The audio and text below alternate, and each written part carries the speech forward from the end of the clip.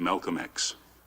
I think a lot of people are confused by the new Arabic name, El Hajj Malik El Shabazz. I've always had the name on my passport, Malik El Shabazz, only I only used it in the Muslim world. Well, Hajj is a title that is given to any Muslim who makes the pilgrimage to Mecca during the official Hajj season. Well, will you now use Shabazz and drop X? I'll probably continue to use Malcolm X and I'll probably use it as long as the situation that produced it exists. You don't feel that Shabazz takes the place of X? My going to Mecca and going into the Muslim world, into the African world, and being recognized and accepted as a Muslim and as a brother may solve the problem for me personally. But I personally feel that my personal problem is never solved as long as the problem is not solved for all of our people in this country. So I remain Malcolm X as long as there is a need to protest and struggle and fight against the injustices that our people are involved in this country. Are you prepared to go into the United Nations at this point and ask that charges be brought against the United States for its treatment of American Negroes? Oh, yes. Oh, yes, please. I think you're right in my chairman. The audience will have to be quiet.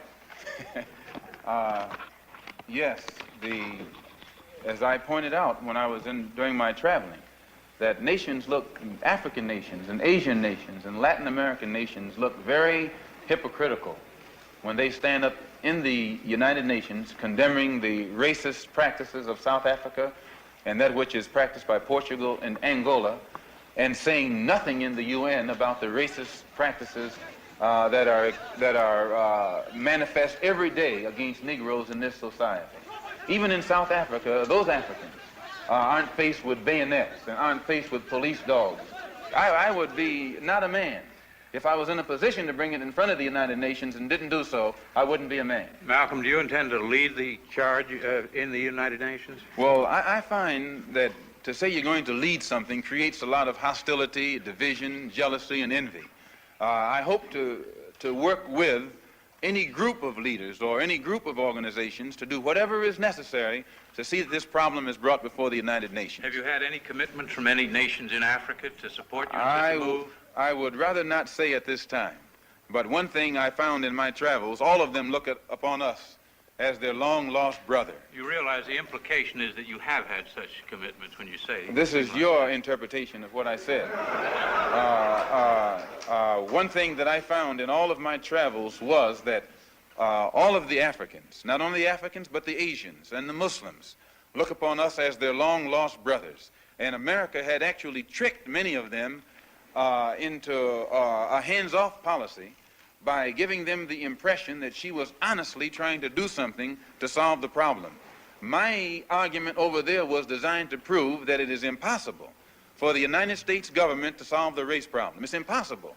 Malcolm, on your trip abroad, you said you sensed a feeling of great brotherhood and that conceivably you would be working toward integration in this country now. At least this is what you're reported to have said. Have you any comment on it? I don't think that I ever mentioned anything about working toward integration.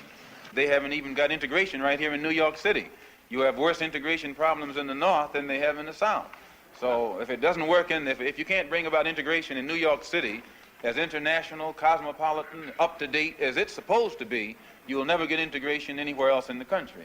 Are you prepared to work with some of the leaders of the other civil rights organizations? Certainly. We will work with any groups, organizations, or leaders in any way, as long as it's genuinely designed to get results. Does your new beard have any religious significance?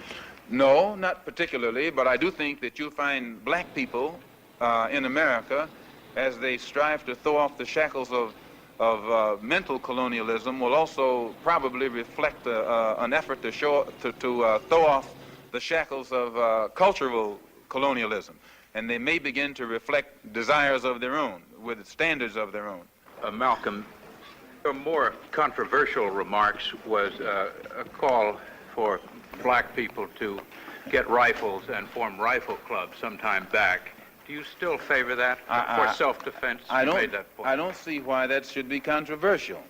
I think that if white people found themselves the victim of the same kind of brutality that black people in this country face, and they saw that the government was either unwilling or unable to protect them, that the intelligence on the part of the whites would make them get some rifles and shotguns and protect themselves. Now, Negroes are developing some kind of intellectual maturity too, and they can see that having waited upon the government to protect them has been a wait that has been in vain. So any of them who live in areas where the government is not able to do its job, then we do have to get together and do a job of protecting ourselves. No Negro leaders have fought for